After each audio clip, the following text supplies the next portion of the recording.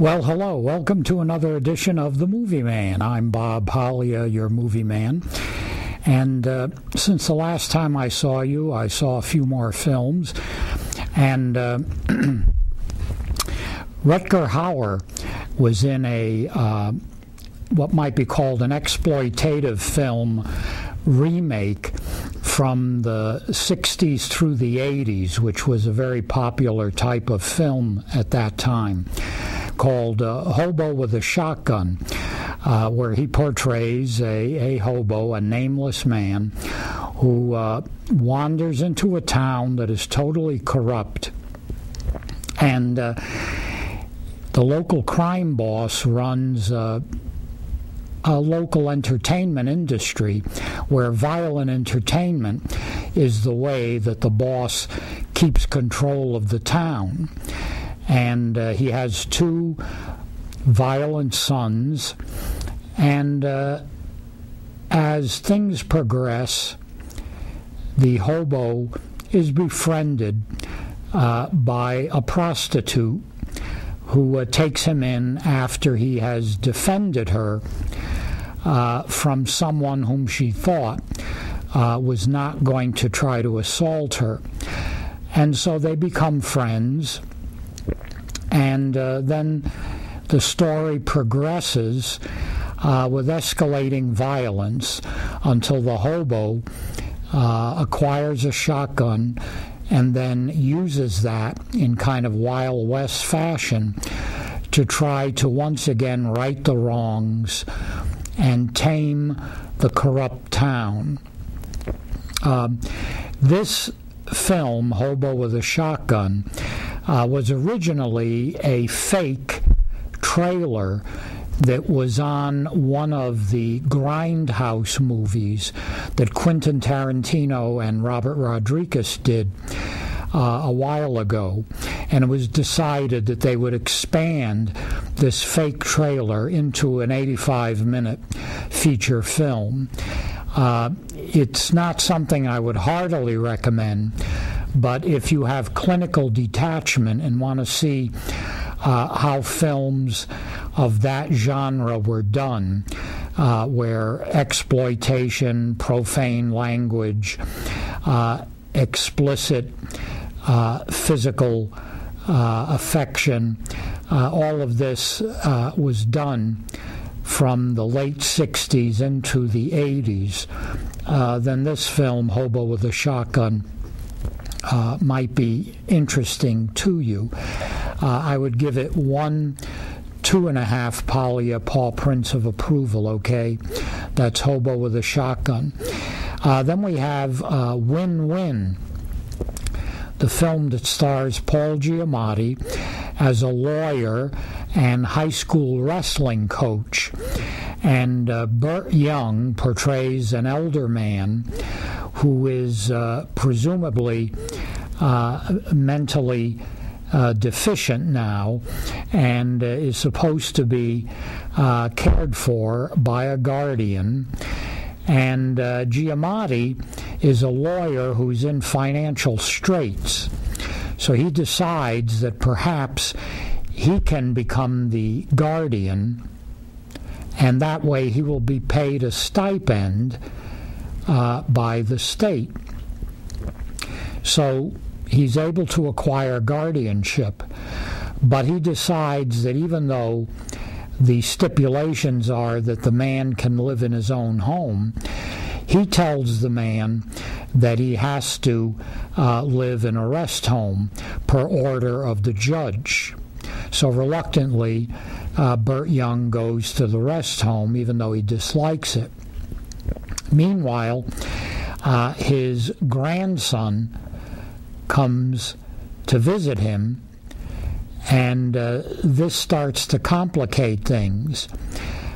In addition, the man's daughter, who is strictly mercenary motivated, but who may be able to appropriate the guardianship, also presents a second challenge to Giamatti.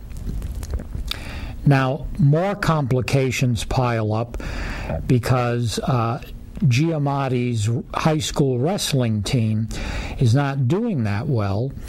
And when it turns out that the grandson happens to go visit the high school locally, since he's been thrown out of his own high school, it turns out that he is a champion wrestler before he was thrown out of his old high school.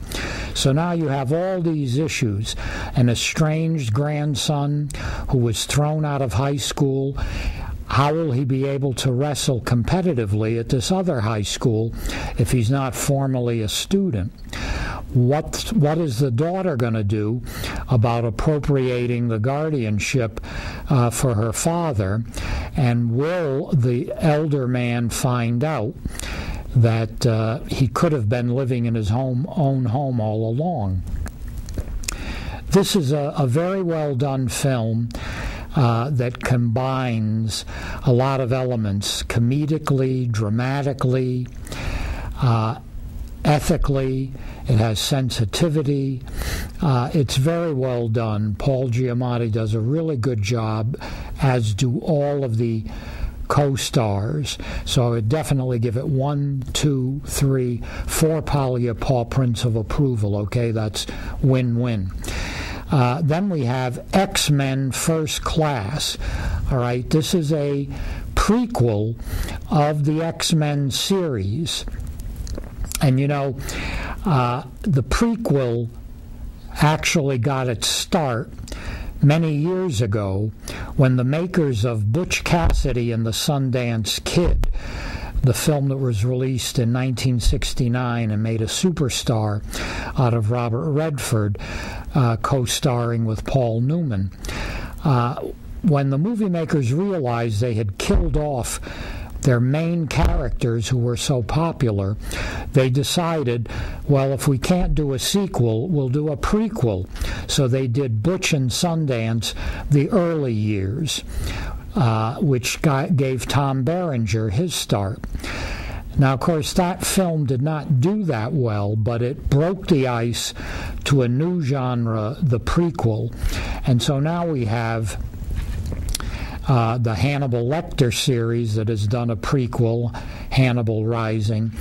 And, of course, we have X-Men First Class, which starts with the origins of the X-Men, the mutants, and how they became discovered and all organized at the special school that Professor X starts. You learn how Magneto, a former Holocaust victim, acquired his powers, how he then used them to seek vengeance on the Nazis that persecuted his parents, and eventually became the very thing that he had opposed.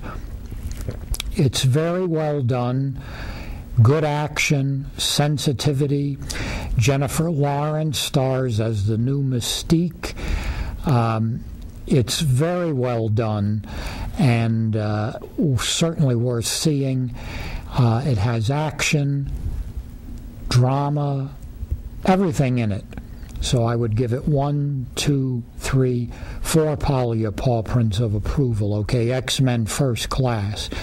Super 8, okay, is a collaboration of J. Abrams directing and Peter Spielberg directing Abrams in many regards, and also it is basically Spielberg's venture nostalgically.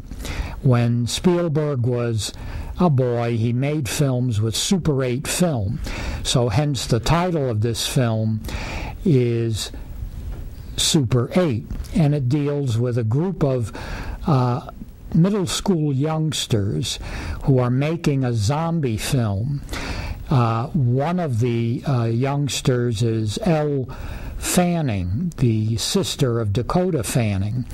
And they're making the zombie film, and all of a sudden, a pickup truck crashes into a freight train.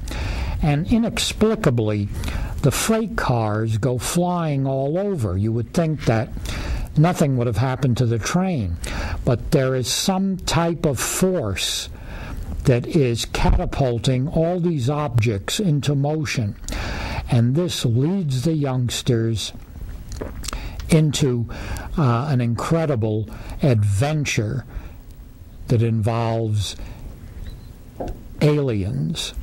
It is also very well done. The young actors are really very good, and they also express sensitivity. You have drama, you have comic relief. Everything combines to make this perhaps one of the best summer films. So I would definitely give this also 1, 2, 3, 4 Paglia paw prints of approval, okay? That's Super 8.